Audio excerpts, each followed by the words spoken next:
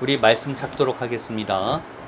말씀은 열왕기상 1장 12절에서 14절 말씀입니다. 말씀은 열왕기상 1장 12절에서 14절 말씀입니다.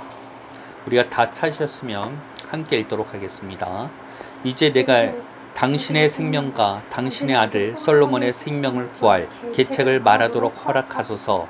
당신은 다윗 왕 앞에 들어가서 아뢰기를 내 주 왕이여, 전에 왕이 요종에게 맹사하여 이르시기를 내 아들 솔로몬이 반드시 나를 이어 왕이 되어 내 왕위에 앉으리라 하지 아니하셨나이까?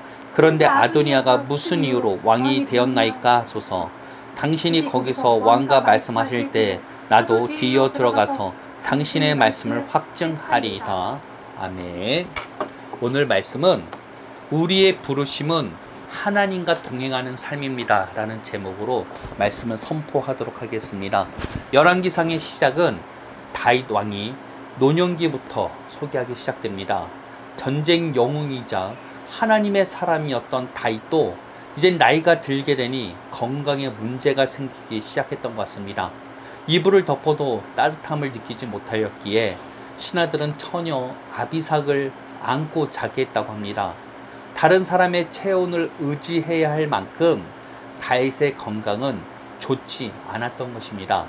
그때를 틈타 다윗의 아들 아도니아가 자기가 왕이 될 것이라 생각하여서 스스로 후계자가 된 것처럼 행세하고 다녔다고 합니다. 그런데 다윗이 아무 말도 하지 않으니 아도니아는 더욱더 득세해왔다고 성경은 이야기하고 있습니다. 이에 나단 선지자는 솔로몬의 어머니 밧세바를 찾아가게 됩니다. 그는 과거 다윗에게 자신의 목숨을 걸고 하나님의 말씀을 전한 선지자였습니다.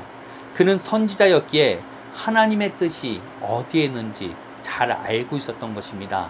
하나님께서는 다윗의 후계자로서 솔로몬을 내정하고 계셨음을 알았기에 밧세바를 찾아간 것이죠. 혹시나 다윗의 건강이 좋지 않은 이 시기에 아도니아가 스스로 왕의 자리에 올라가 버린다면 하나님의 뜻이 이루어지지 않을 뿐 아니라 차기 왕으로 예정될 솔로몬의 생명까지도 위험하다고 생각했기 때문입니다.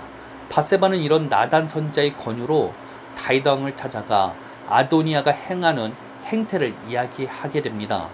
이에 다윗 왕은 백성들 앞에 이미 솔로몬이 자신의 후계자임을 드러내게 됩니다.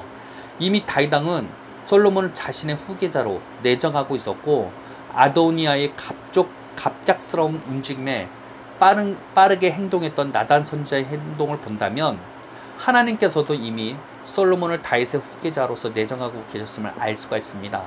이스라엘의 왕은 단순하게 권력의 정점이 아니었습니다.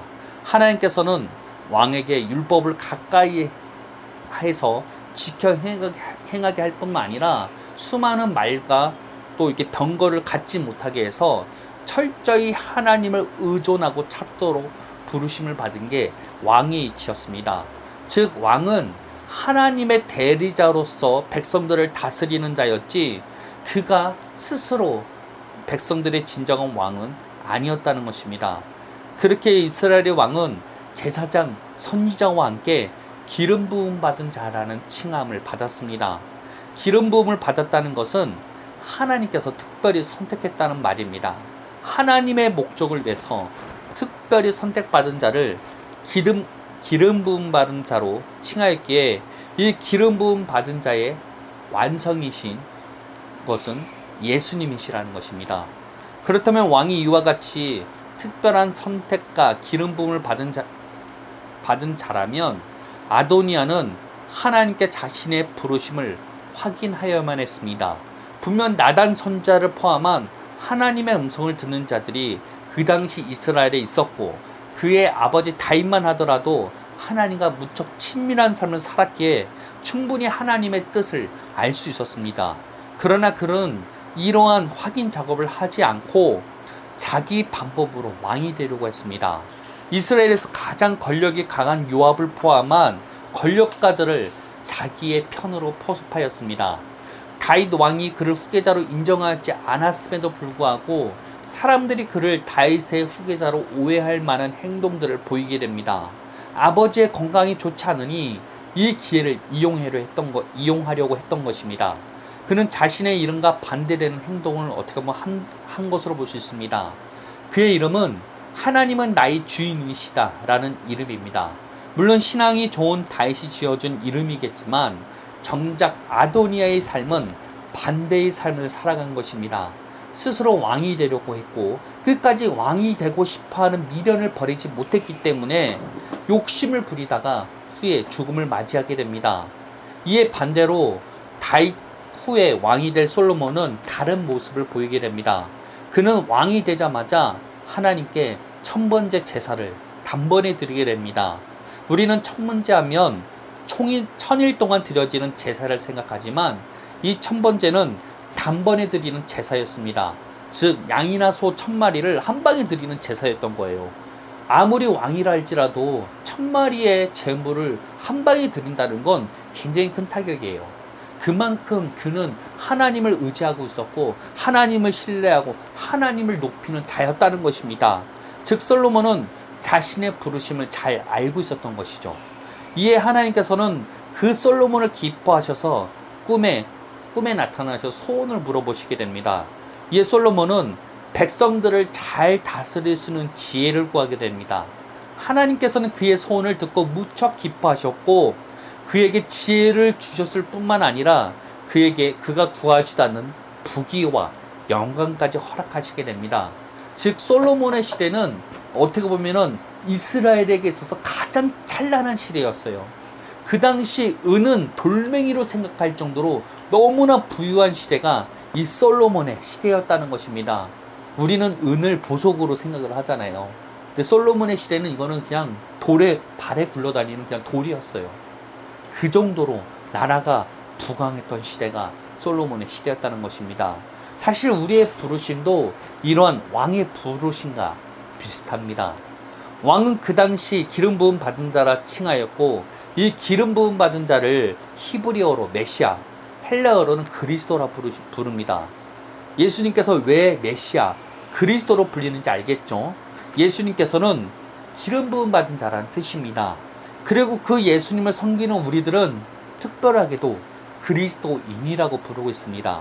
즉 우리도 기름 부음을 받은 자라는 것입니다. 우리도 특별한 부르심을 받았다는 것입니다.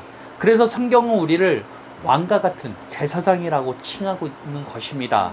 즉 우리들도 하나님과 친밀한 삶을 살도록 부르심을 받았을 뿐만 아니라 우리 모두가 이 땅에서 대리자로서의 부르심을 받았다는 것입니다. 우리는 더 이상 아도니아와 같이 스스로 자신의 삶을 살아가는 삶을 살아가서는 안 된다는 것입니다. 예수 그리스도의 십자가는 우리로 하여금 철저히 하나님을 의존하는 삶을 살도록 하였습니다. 우리의 부르심은 하나님과 동행하는 삶이며 철저히 하나님을 의존하는 삶이라는 것입니다.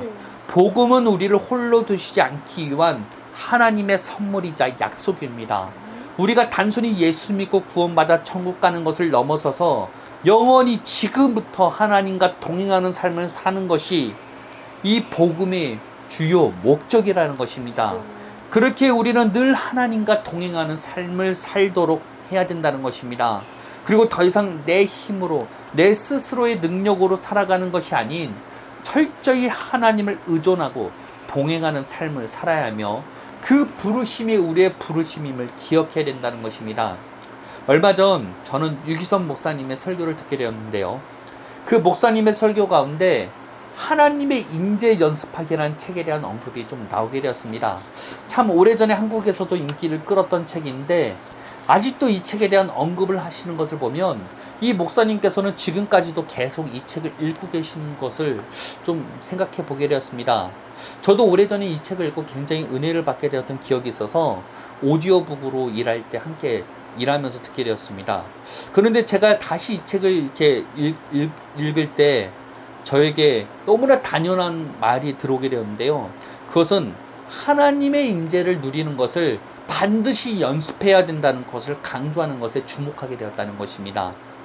예전에도 읽었던 책인데 사실 이런 말에 그렇게 주목하지 않았어요. 근데 하나님의 임재를 연습하라. 이게 내 안에 심령에 꽂히게 되었던 거예요.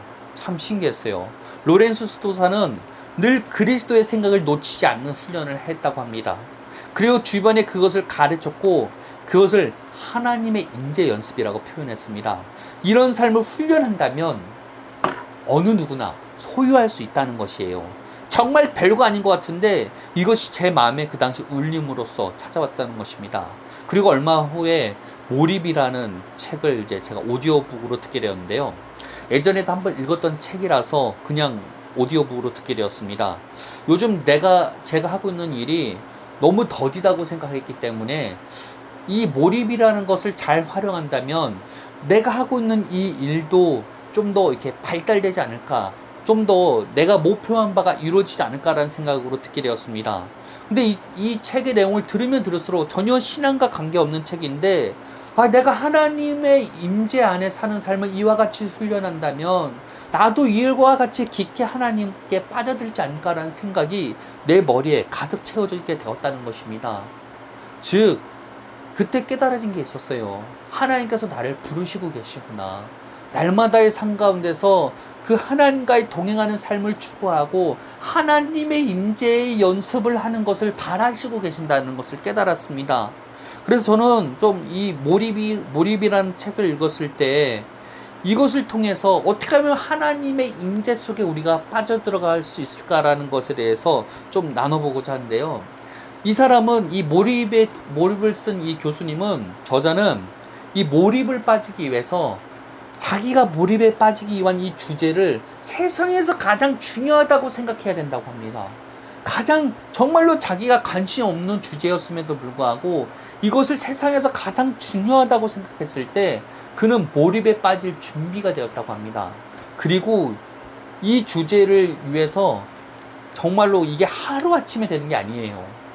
정말로 한 주제만 계속해서 생각하는데 하루, 이틀, 3일, 4일이 넘어갔을 때 진정으로 이 주제에 대한 몰입으로 빠져들게 되었다고 합니다. 우리는 하나님의 임재를 위해서 얼마나 우리의 삶을 구분하고 드렸을까요? 이 사람은 몰입하는데 사람도 만나지 않아요. 될 수 있으면은 주변 사람들에게 미리 말합니다. 제가 평소와 다르게 행동해도 이해해 주세요. 나 지금 몰입에 빠져 있기 때문에 나는 지금 사람을 만날 때가 아닙니다.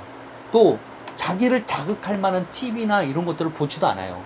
믿지도 않는 사람이 이 몰입을 사용해서 최고의 상태로 들어가기 위해서 이와 같은 행동을 합니다. 그런데 우리는 하나님의 임재 안에 거하기 위해서 얼마나 노력해 보았습니까?